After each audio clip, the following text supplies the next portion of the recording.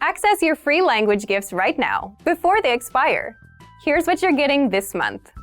First, do you want to be able to complain in the language you're learning? Then get our new Making Complaints PDF cheat sheet right now. It's filled with must-know phrases and vocab, so you can complain like a native. Second, the 400 Everyday Phrases for Beginners ebook. You'll love this new ebook. You'll be able to talk about your daily life, from morning to night, and you'll master 400 practical phrases. Download it for free right now. Third, the 50 most common adjectives. If you're a beginner and you don't know these adjectives, then this is a perfect chance to boost your vocabulary.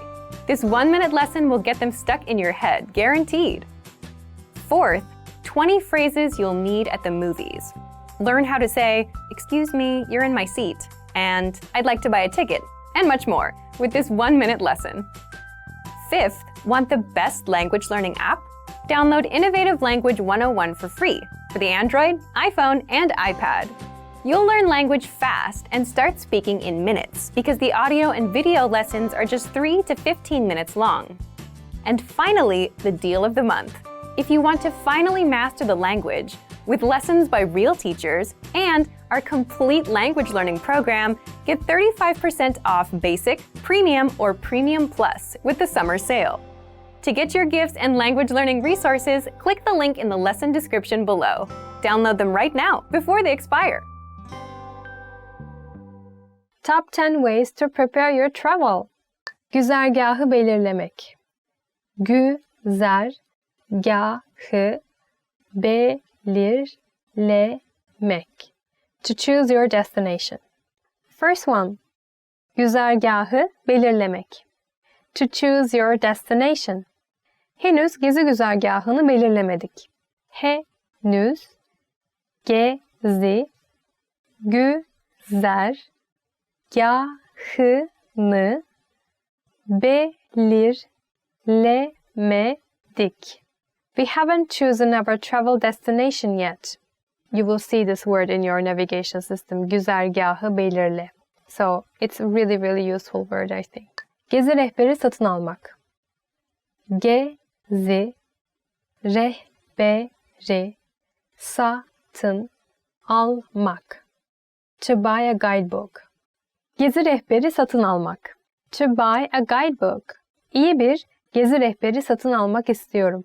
İyi bir gezi rehberi satın almak istiyorum. I want to buy a good guidebook. In Turkey, for buying a guidebook, you can go to famous tourism destinations, like tourist spots. Then you will see there will be lots of guidebooks there. But usually, sometimes actually, it's a bit pricey. So maybe it's better to buy a guidebook before you come to Turkey, like from your own language. But still, if you need a guidebook, then of course you can buy in Turkey in tourism destinations like tourist spots or bookstores in Turkey you can find. Para biriktirmek. Para biriktirmek. To save money. Para biriktirmek. To save money. Bu kadarcık maaşla para biriktirmem imkansız. Bu kadarcık maaşla para biriktirmem imkansız.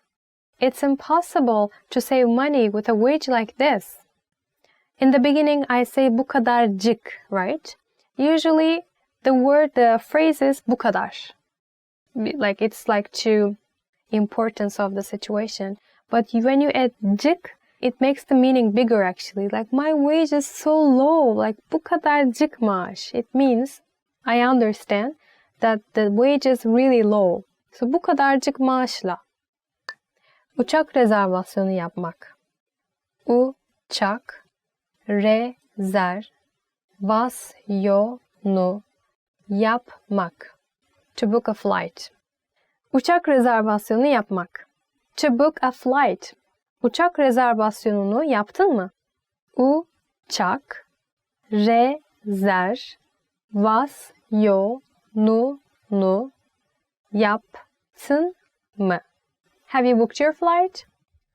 If not yet, then we are Turkish Airlines. Sorry for the commercial. Maliyetleri araştırma. Maliyetleri araştırma. To research the costs. Maliyetleri araştırma. To research the costs. Karadeniz gezisi için maliyetleri araştırıyorum. Kara deniz gezisi için maliyetleri araştırıyorum.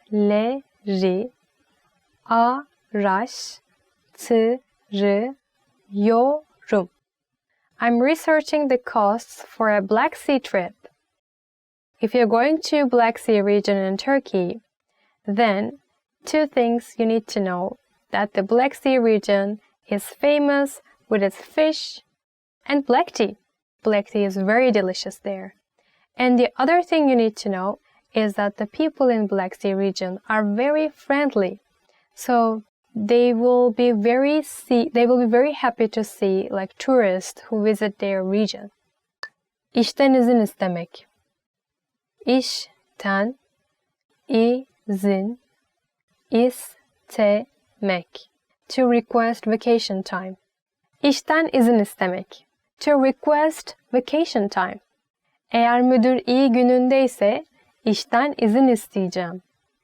Eğer müdür iyi günündeyse işten izin isteyeceğim. If the manager is having a good day, I will request vacation time. I don't know what to say.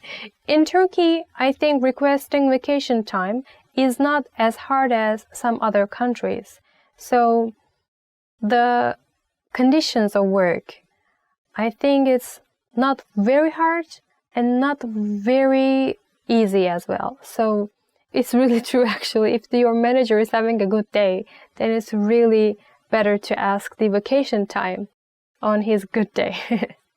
Kalacak yer tutmak. Kalacak yer tutmak. To book accommodations. Kalacak yer tutmak. To book accommodations. İnternetten kalacak yer tuttum. İnternetten kalacak yer tuttum. I've booked an accommodation through the internet. Yeah, in internet you can find really cheap price, but it's better to check where you're going before you're actually going, because there are so many hotels in Turkey and so many places to stay. So you need to be very careful before you're going, whether it's like matching with your needs or what you're expecting or not.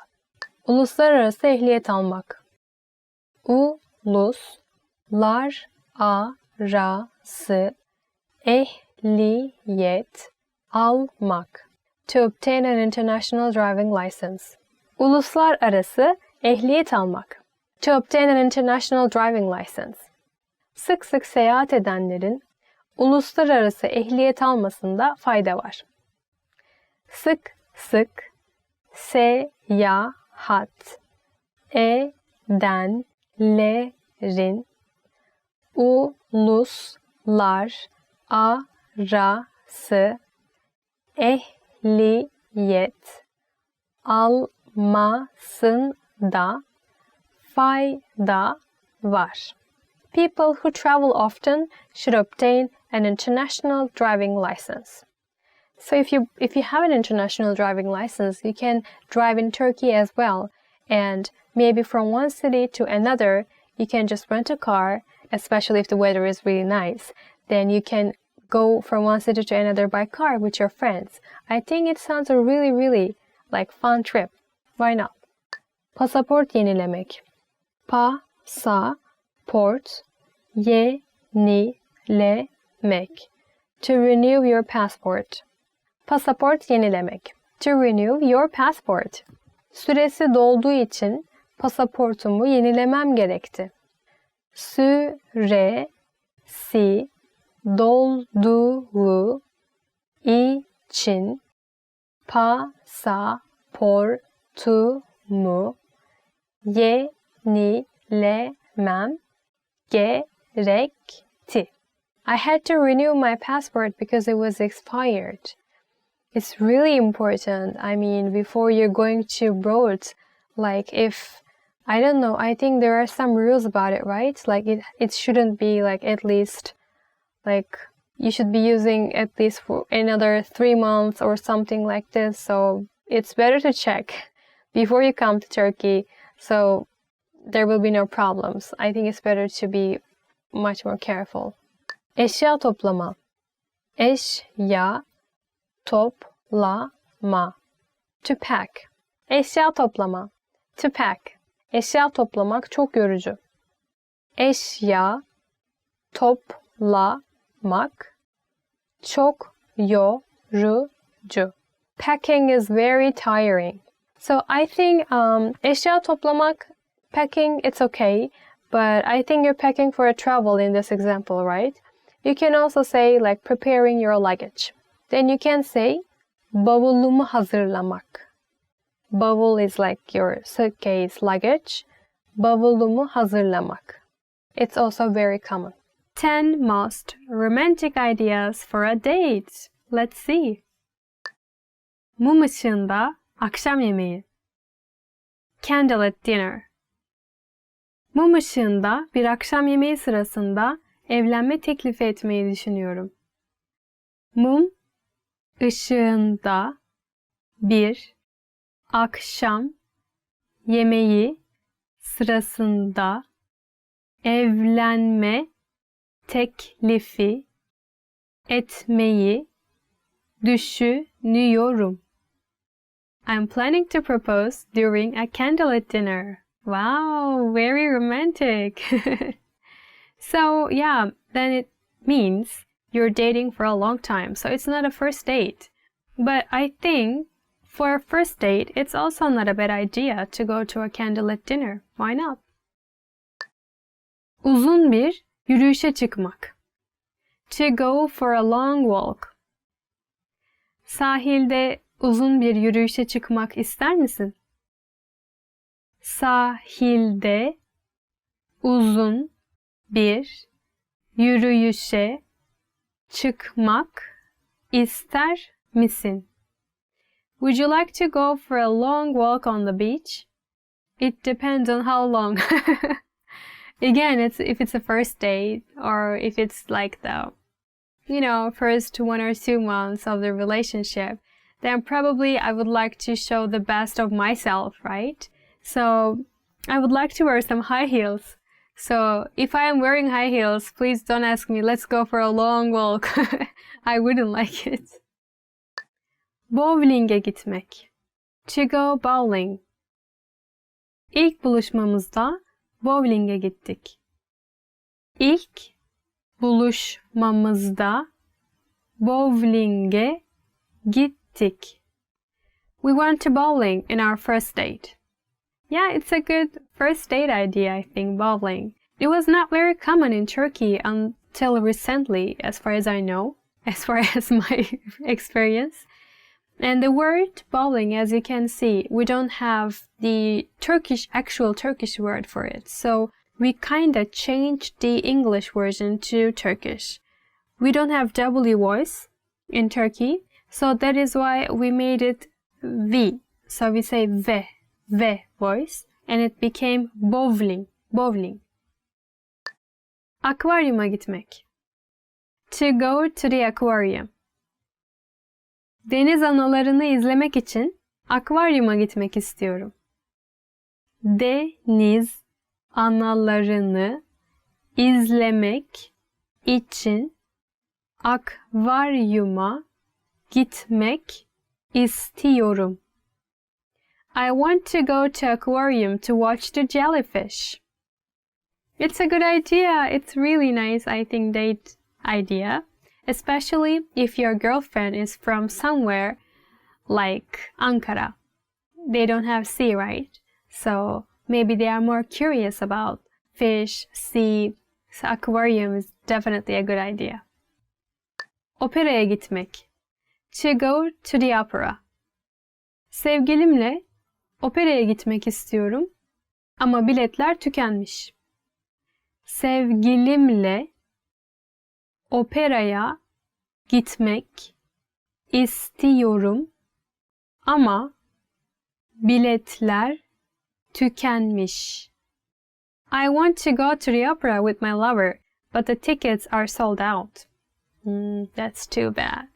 But not just opera, I think musicals are also very interesting to go on a date. For example, I would be really happy if my lover would buy tickets for Harry Potter concert. You know, the symphony orchestra was playing Harry Potter music. That's a really nice idea to go on a date. Can you buy for me?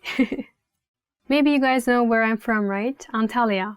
And in Antalya, during summer season, there is ballet and opera festival, and it is held in Aspendos, which is an ancient amphitheater.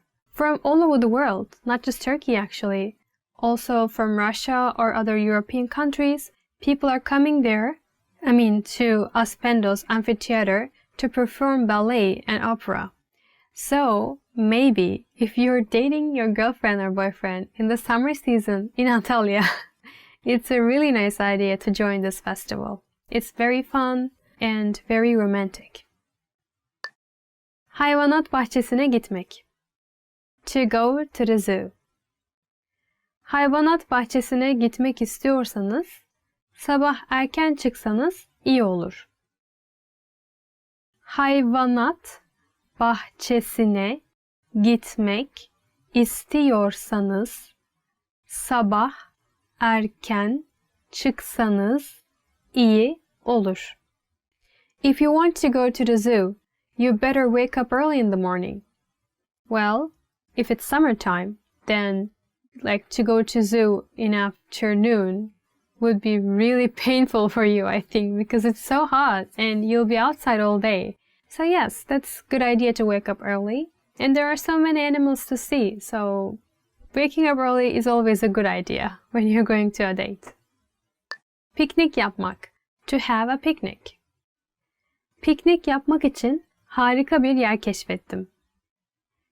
Piknik yapmak için harika bir yer keşfettim.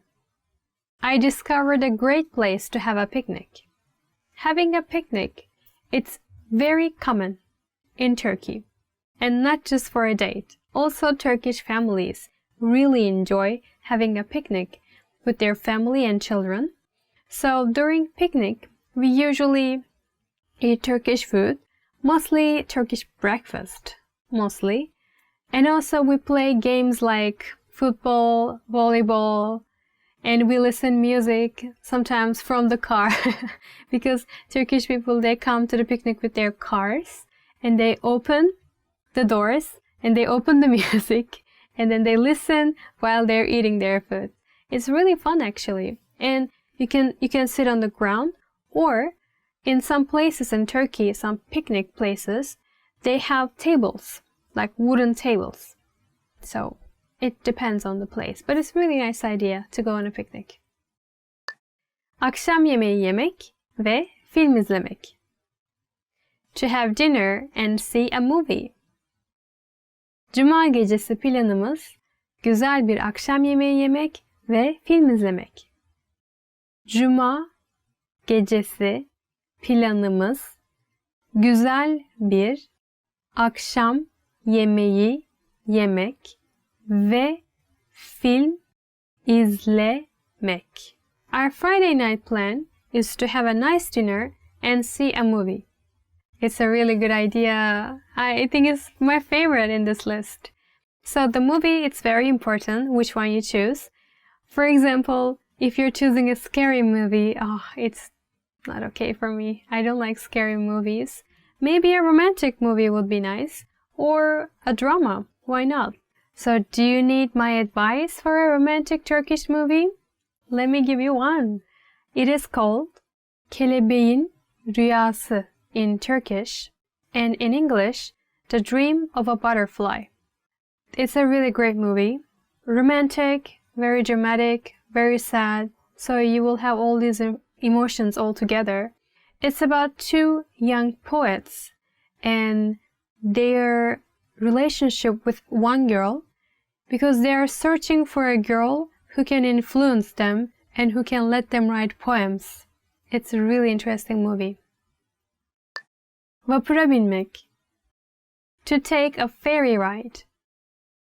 İstanbul'da vapura binmek çok romantik bir etkinlik olabilir. İstanbul'da vapura binmek çok romantik bir etkinlik olabilir. Taking a ferry ride in Istanbul could turn out to be a very romantic event. It's pretty romantic, if you ask me. So, you can just take a ferry ride with your girlfriend, boyfriend, with your lover. And then, do you know the Turkish bread, simit? Just buy some simit. And then you can feed seagulls. Do you know seagulls? You just feed them and talk with your lover. Hey, like, how are you? It's pretty romantic. Müzeye gitmek. To go to the museum. Hoşlandığım çocuğa birlikte müzeye gitmeyi teklif etmeyi düşünüyorum ama sıkıcı bulabileceğinden korkuyorum.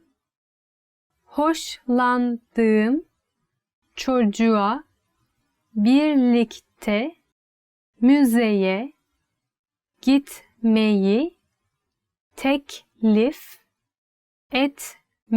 düşünüyorum. Ama sıkıcı bulabileceğinden korkuyorum. I'm thinking about asking the boy I like to go to the museum together, but I'm afraid he may find it boring. Not most of the museums are boring, I don't think so. There are some really nice art museums. For example, in Turkey, Istanbul, there is Istanbul Modern Art Museum, and they have exhibitions about contemporary art, and it's really fun, very interesting. So, keep that in mind. Top 10 phrases to know when having a baby. Emzirmek. To breastfeed. İlk 6 ay bebeği emzirmek çok önemli. İlk 6 ay bebeği emzirmek çok önemli. It's important to breastfeed the baby during the first 6 months. So baby means bebek in Turkish. Baby, bebek. And do you know how to say feeding bottle? The baby's bottle? It is called biberon. Biberon, bebek. Önlük takmak. Önlük takmak. To put on a bib. Önlük takmak. To put on a bib. Bebek maması yedirmeye başlamadan önce önlük takmayı unutma.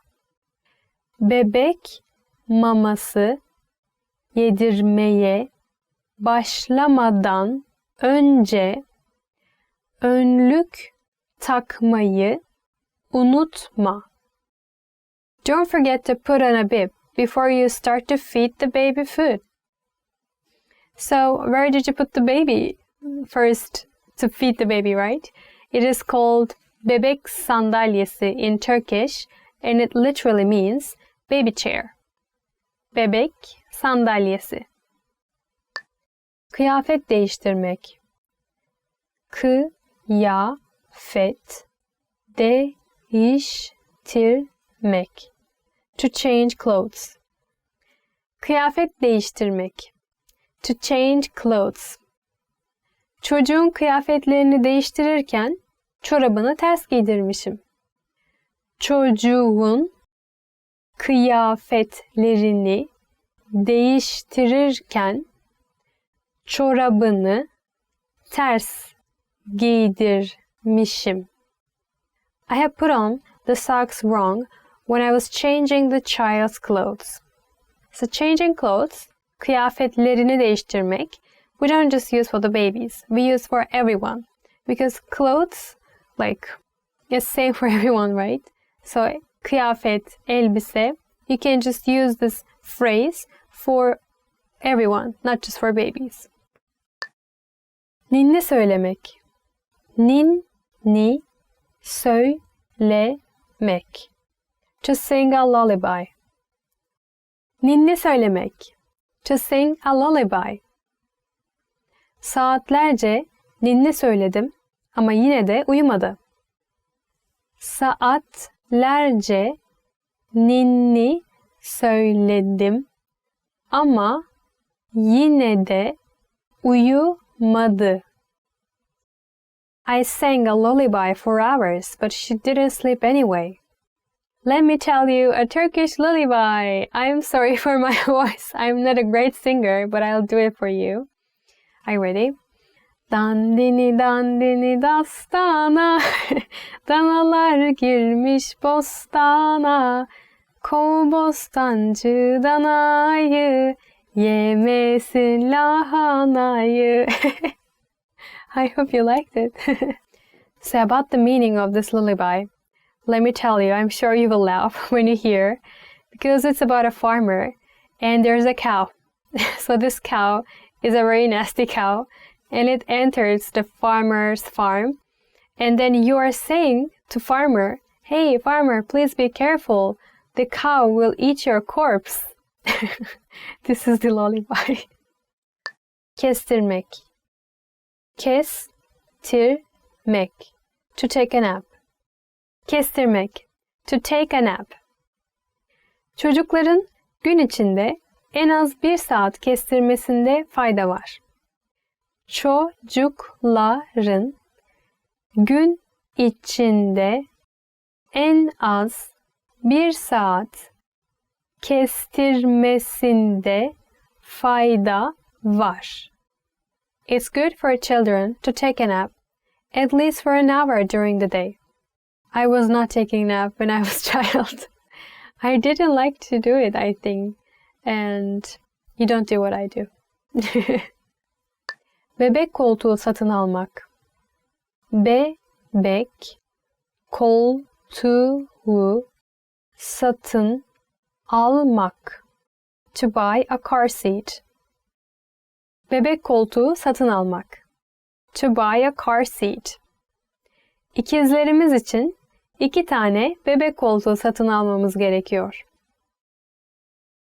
İkizlerimiz için 2 tane bebek koltuğu satın almamız gerekiyor.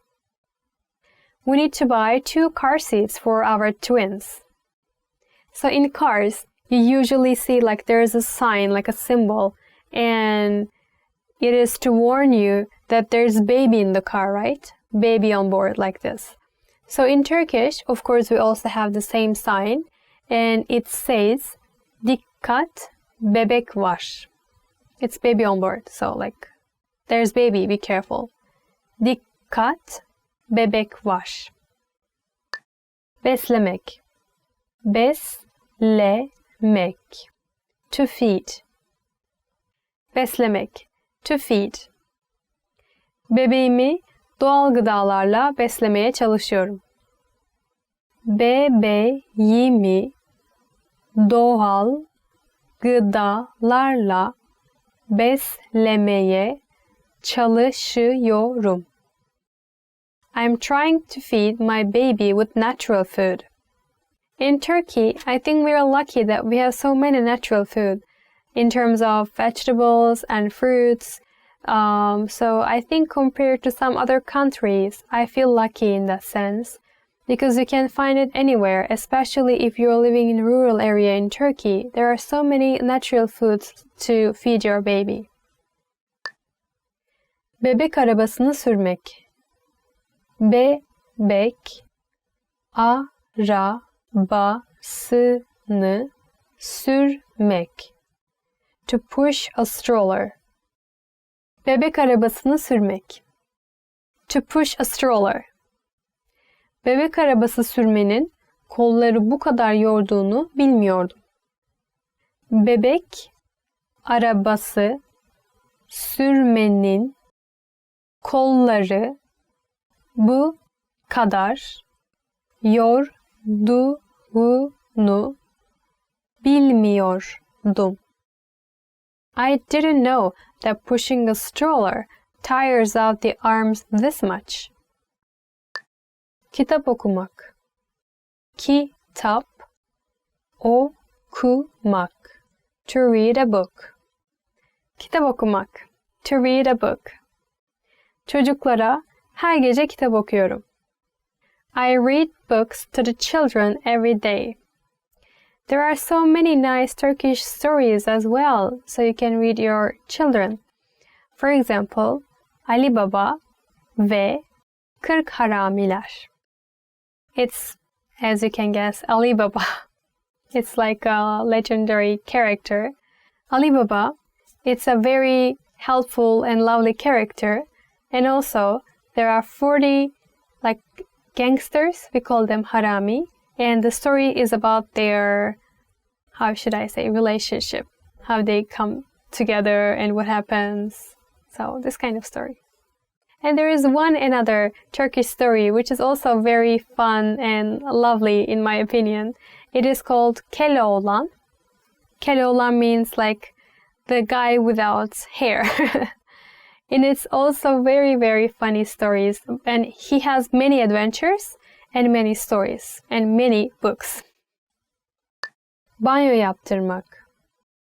Banyo yaptırmak. To bathe. Bebeğe banyo yaptırırken suyun çok sıcak olmadığından emin ol. Bebeğe banyo yaptırırken suyun çok sıcak olmadığından emin ol.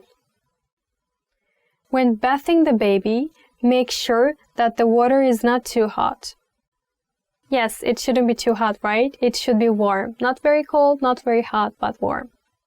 Top 10 phrases tourists should never use. It's a very delicate topic, I will be careful. Bu iğrenç. That's disgusting. The first one is bu iğrenç. Bu iğrenç. That's disgusting. Yeah, maybe you can say this for a food probably, but I can understand you if you don't like the food, so it's okay. Benim ülkem daha iyi. My country is better. The next one is benim ülkem daha iyi. Benim ülkem daha iyi. My country is better.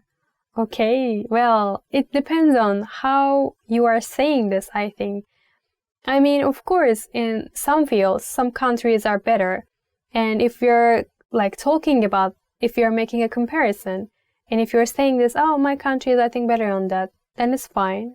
But if you're saying it in an offensive way, then it's not good, I think. Kendi memleketimde olmayı tercih ederdim. I'd rather be back home. Kendi memleketimde olmayı tercih ederdim. Kendi memleketimde olmayı tercih ederdim. I'd rather be back home. Oh, I'm sorry. Why? Then why did you come? Kapa çeneni. Shut up. Kapa çeneni. Kapa çeneni. Shut up. Actually, like friends or family, sometimes we are using this and it's not very offensive.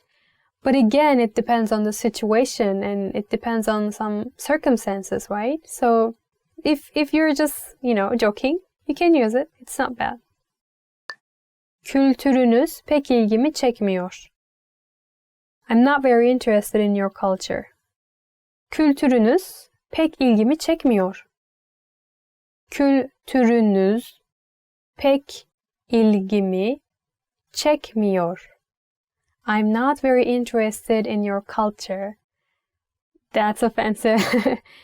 You don't have to be interested, but I don't know. I mean, if you're visiting that person's country, then I think it's better to be a bit more careful about what you are saying. Yeni insanlarla tanışmaktan hoşlanmıyorum. I don't like meeting new people. Yeni insanlarla tanışmaktan hoşlanmıyorum. Yeni insanlarla tanışmaktan hoşlanmıyorum. I don't like meeting new people. Hey, welcome bro, welcome to Antisocial Club. It's fine. It's also understandable. I mean, I'm also not very good at meeting new people too. But what you mean is, I don't like meeting local people, then it might be offensive. Because, like, we think you're here so you can explore our culture or our people more. But if you're saying I don't like meeting them, then why you're here, kinda, right? I think you should be more open-minded about it. Hadi McDonald's'a yiyiverelim. Let's just eat at McDonald's. Hadi McDonald's'a yiyiverelim. Hadi McDonald's'ta yiyiverelim. Let's just eat at McDonald's. It's okay. You know, I cannot say anything about it because my mom, she really hates tasting new food. And anywhere we go together, she's just like, oh, let's go McDonald's. Let's go McDonald's. I'm like, no, mom, you should try it. You should try. But she's like, no way, no way. So sometimes some people are not very, how should I say, not very okay with tasting new food. Like, for example, if you're coming to Japan, maybe some people don't like raw fish, right? Like Turkey, usually we eat fish like well cooked. So maybe they wouldn't like to try sushi, for example. Well, I think it's kind of a very big loss for them. But it's also kind of, yeah, understandable. Sıkıcı. Boring. Sıkıcı. Sıkıcı. Boring. Oh, what is boring? Maybe, let's see. In Turkey, what is boring? I don't know. Historical artifacts, natural wonders? I don't think they are boring. I don't think so. Maybe the person you meet talks about some boring stuff. Then you can say it's boring. Don't say no. Just be nice. Bunun tadı berbat. This tastes awful. Bunun tadı berbat. Bunun tadı berbat. This tastes awful. That might be offensive. Not offensive, but like some local foods, you know, like Turkish delight, baklava, or kebab, or whatever. And of course, everyone cannot like it, right? Of course, there will be some people, who don't like it. But sometimes when they say, oh, it's like awful, I really didn't like it, I'm kind of, oh, really?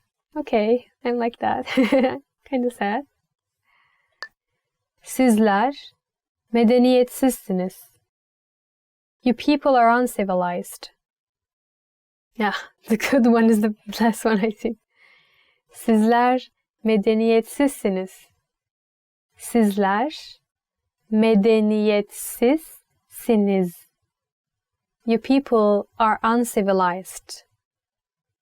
This is the top word in this list, I think. It's really not good. It's really not good for any country, I think, right? Nowhere, it doesn't matter where you go. And one thing I mostly hear is also kind of offensive word. It's barbaric. Or like, you're so barbaric like this. Sometimes I hear, and I think this is the most offensive word, like, oh, you're so barbaric, or this is such a barbaric culture, like this. It's really sad and disappointing. Great work. Here's a reward. Speed up your language learning with our PDF lessons. Get all of our best PDF cheat sheets and ebooks for free. Just click the link in the description.